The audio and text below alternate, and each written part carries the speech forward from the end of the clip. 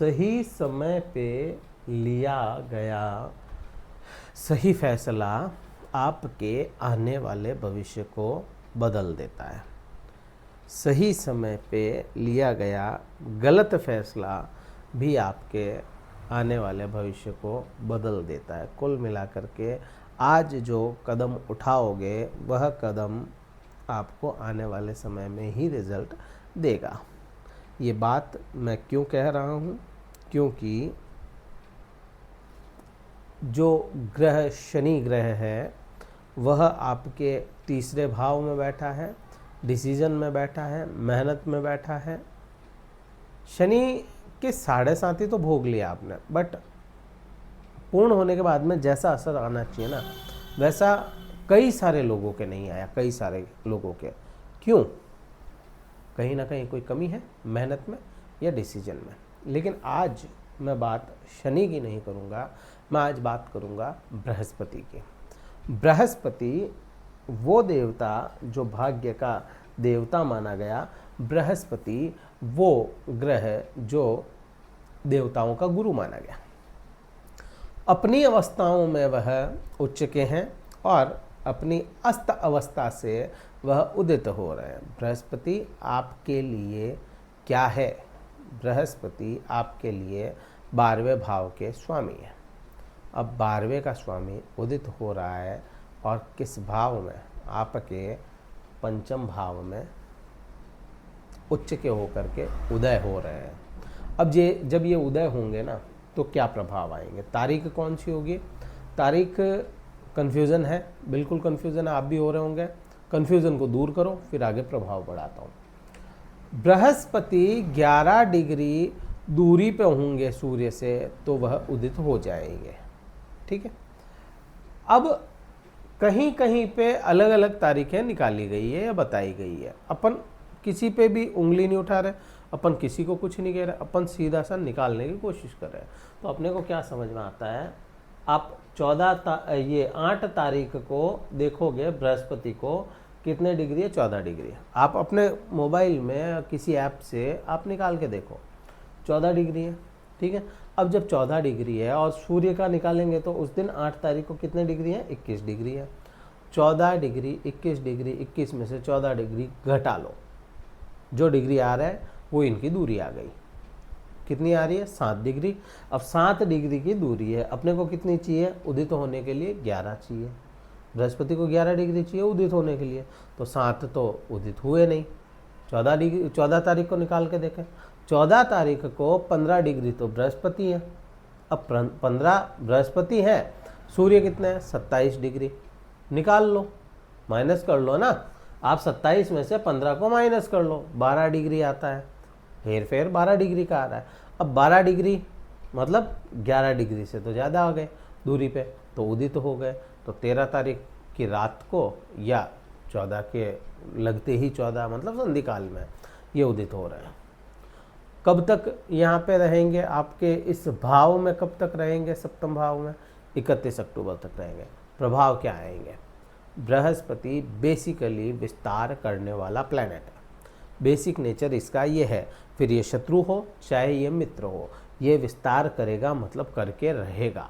बृहस्पति आध्यात्म को रिप्रेजेंट करता है, मतलब करेगा मतलब करेगा। बृहस्पति ज्ञान को रिप्रेजेंट करता है, ज्ञान को बढ़ाता है, मतलब बढ़ाना है इसको तो बढ़ाएगा ही ये। अब शत्रु है चाहे मित्र है, ये अपना काम तो करेगा।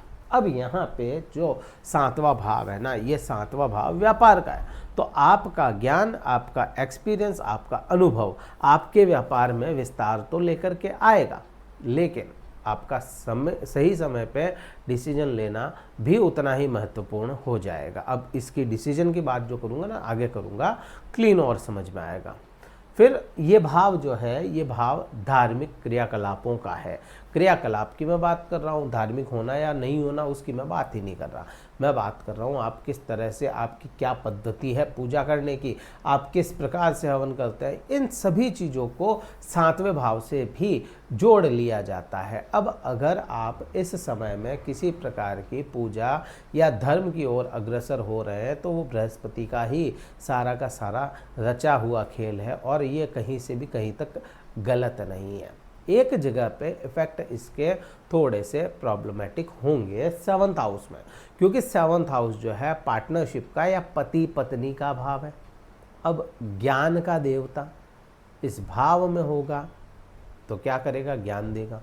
अब ज्ञान देगा, आप दो पार्टनर हो, एक पार्टनर बहुत ज़्यादा ज्ञान दे रहा है तो दूसरा पार्टनर है एक समय पाकर तो इरिटेट हो ही जाएगा। जब वो उसमें इरिटेशन आएगा तो आपको कहीं ना कहीं प्रॉब्लम भी तो होगी ना। तो सेम वही चीज़ है, पति पत्नी के संबंधों में प्रेम चाहिए, ज्ञान नहीं चाहिए। तो ये आपका बिना बात का ज्ञान या फिजूल का ज्ञान देना आपको ही, आपके ही रिश्ते को प्रॉब्लम में लाने का काम करेगा। ध्यान रखना पड़ेगा आपको, ठीक है। तो ये हो गई यहाँ पे बात।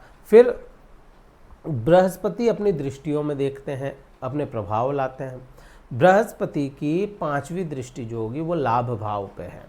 लाभ भाव कौन सी राशि बनती है, मंगल की राशि बनती है। मंगल की राशि इन द सेंस कि वृश्चिक राशि बनती है। अब यहाँ पे आप देखो, आपको व्यापार में वृद्धि दे रहा है, मतलब लाभ तो इसको यहाँ पे भी देना ही पड़ेगा।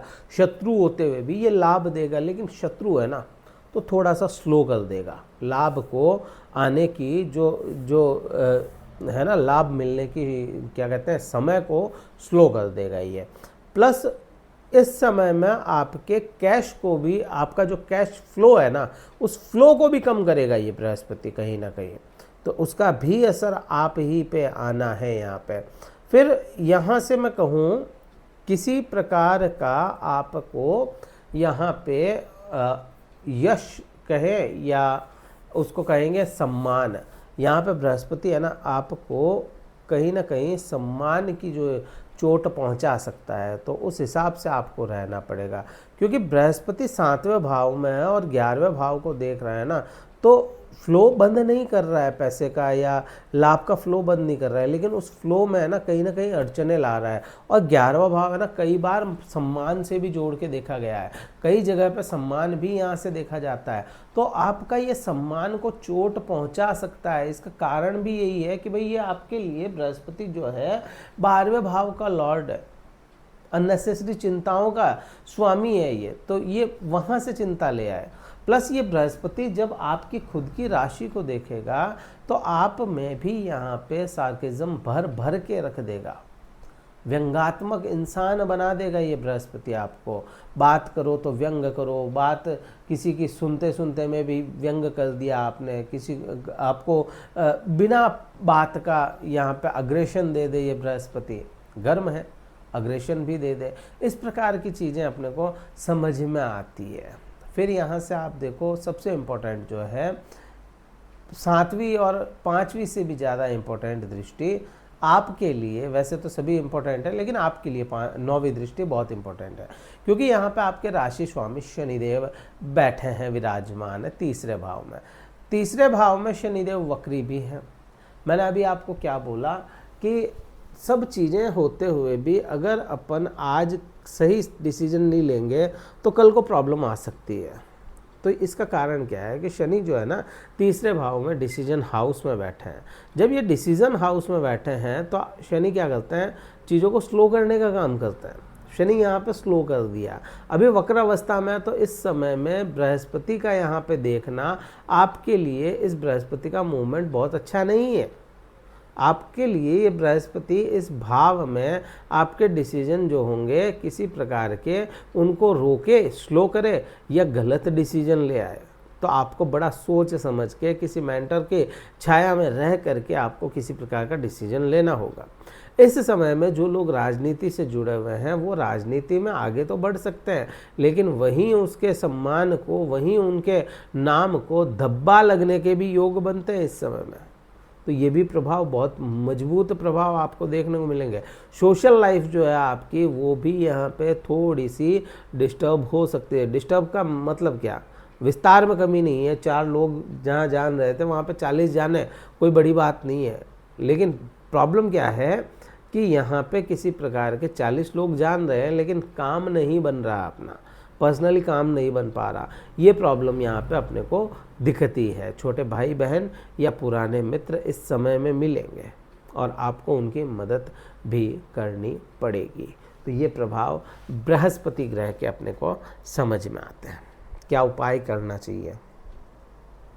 इस समय में आपको चने की दाल दान करनी चाहिए। किसको दान करोगे? कोई मिल जाए ऐसा पात्र जो उसको यूज़ लेता हो, उसको कर दो। नहीं कर सकते, अपने को किसी को नहीं देना है, चने की दाल को भिगाओ, सवेरे गाय को खिला दो। ये आप कर सकते हो, अच्छा परिणाम आपको देखने को मिलेगा। और ये वीडियो कहीं ठीक लगे, लाइक करना, शेयर करना, सब्सक्राइब करना चैनल को। और अगर कुंडली विश्लेषण करवाना है, डिस्क्रिप्शन में कार्यालय का नंबर है, व्हाट्सअप मैसेज द्वारा संपर्क करके अपना स्लॉट बुक करवा के फिर मुझसे बात कर सकते हैं। आने वाले समय में और भी कई सारे वीडियोज़ आएंगे। ये केवल अपन ने बस बृहस्पति के पर्सपेक्टिव से बात की है।